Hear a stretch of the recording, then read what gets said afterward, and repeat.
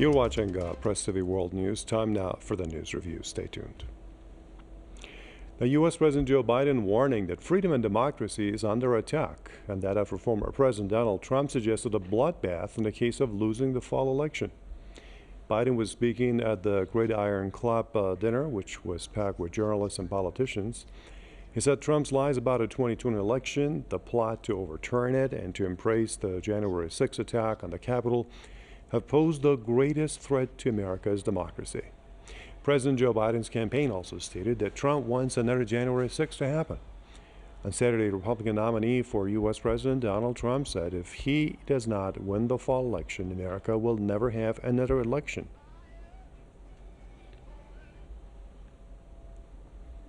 If I get elected, now if I don't get elected, it's going to be a bloodbath for the whole, that's going to be the least of it. It's going to be a bloodbath for the country. That'll be the least of it. If this election isn't won, I'm not sure that you'll ever have another election in this country. Does that make sense? I don't think you're going to have another election in this country. If we don't win this election, I don't think you're going to have another election, or certainly not an election that's meaningful. And we better get out, or we better... Trump was addressing a gathering of GOP supporters in Ohio, urging the people to vote for him in the November presidential election. He lashed out at his Democratic rival and incumbent President Biden, saying that he has destroyed America's economy. He said Americans will not enjoy proper Social Security, medical, and other welfare services with Biden in office. Campaigning has intensified in recent weeks, with Trump and Biden attacking each other's record and character. Okay, now let me invite a couple of academics from the U.S. to get their insight on this. So joining me is Daniel Shah. He is an academic and commentator out of New York, and Saeed Khan is also an associate professor with Wayne State University, joining us from Detroit. Good to see you both, gentlemen. Now, Daniel, a bloodbath in America? Is he serious? Of course, his campaign is saying that he is talking to regarding the auto industry. The rival camp is saying that no, he means America. He means another Capitol incident. What is he talking about? What Trump is saying is that liberalism is hegemony. I just actually returned from the Midwest, and it was a Teamster union leader who continued to repeat that liberalism is hegemony. It's the liberals, it's Biden who's in office, it's the liberals who are censoring Twitter, kicking people off of Twitter. It's the liberals who scare us every day about the pending fascism with Trump as they carry out, you want to talk about bloodbaths, let's talk about genocides. Let's talk about what the U.S. is doing to Gaza. Let's talk about the pending fourth U.S. invasion and occupation of Haiti. The U.S. has caused bloodbaths around the world, whether it was a Democrat or a Republican, Trump, Biden, Tweedledee, or Tweedledum. Let's talk about the massive censoring and the effort now by the House of Representatives to get rid of TikTok immediately. And so these scare tactics by Biden and the Democrats, I think, fall on deaf ears, specifically in the Midwest, when they know that it's been the Democrats who are carrying out a regime of censorship and many measures that are extremely fascistic. If TikTok is taken out, it's going to affect the income of an entire generation of TikTokers. I don't think young people are going to stand for this. Okay.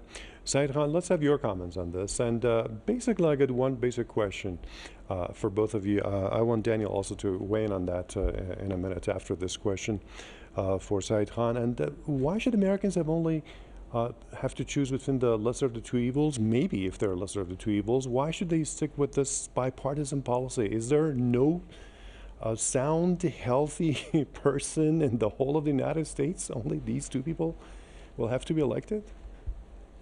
Well, I think what we have here is the reality of politics in America, which is not two major political parties, but really two major political corporations.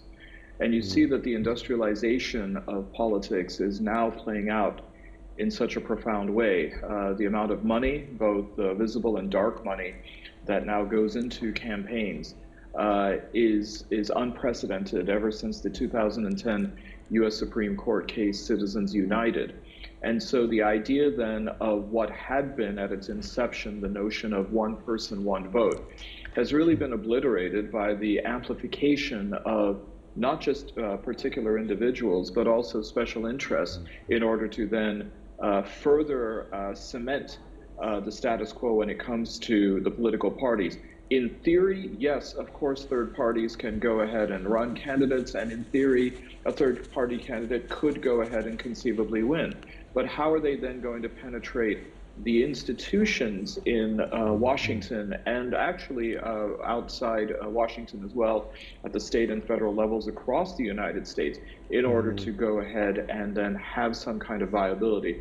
I would argue that even if there was a viable third-party candidate who somehow the other managed to miraculously win, that candidate would face gridlock, because if there's anything that you would find consensus for the Democratic and the Republican parties in Washington to do is to collude in order to maintain the system and the status quo of that system in order to prevent any kind of third party from really developing a viable alternative. Daniel, what do you expect would happen on the election day in terms of the results? Would that Capitol Hill thing be repeated again or something like it? Right now, every poll indicates that there's no confidence in Joe Biden. About 84% of the populace thinks that he is indeed senile. A lot of people don't necessarily trust Trump. They're just so disgusted with the Democrats, with the corruption. So another slogan that I heard from out where Saeed is, I'm in New York City, but having just returned from the Midwest, many people are saying, well, throw away this clown, but don't throw away the burgers. In other words, throw away Trump, but Trump's base, which is indeed backward, extremely anti-immigrant, extremely pro-war in many cases. But they're angry, and they know that they can't trust the swamp, and they can't trust Washington, D.C. So how do we work with these workers who are disgruntled? They've suffered through the opioid epidemic. Washington has completely forgotten about them, and how much of the industry in Cleveland and in Flint and Detroit and Chicago has been abandoned, how many working class families are suffering, and they'll never vote for the Democrats. They have zero faith in the Democrats. So here comes Trump with his rhetoric, and Trump has really been able to manipulate people into thinking that he's somehow on their side. He's a billionaire worth $4 billion who could never relate to the common man in any way. And just to point out that there are other independent candidates. There's Dr. Cornel West, there's Claudia de la Cruz, there's Jill Stein. But the system is rigged. It's not a democracy. It's a dictatorship of the rich, and they make sure that none of those third-party candidates are actually viable. Okay, Said, we got 1 minute. Let me know what you predict would come out of this election in 6 months' time, almost, from now. I think it's right now far too early and premature to predict what's going to happen. There's a lot of moving parts here. There is some notion that Democrats who are currently disgruntled with Biden, who, as Daniel said, don't have much faith in him, may come back to him because they see Trump as an existential threat, the GOP as an existential threat, whereas Biden and the Democrats being more of a strategic threat. Some of this is going to play out regarding Gaza. I think a lot of it is now going to play out regarding TikTok. If Biden signs a bill that then bans TikTok, he's going to lose an entire generation of people, as was said before, and that's game over for the Democrats. So right now, it's really going to be a vote by negativity.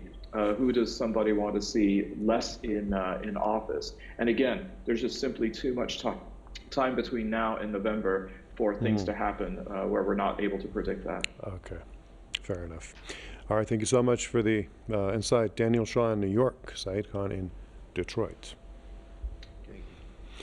Thank you for watching this episode of the News Review.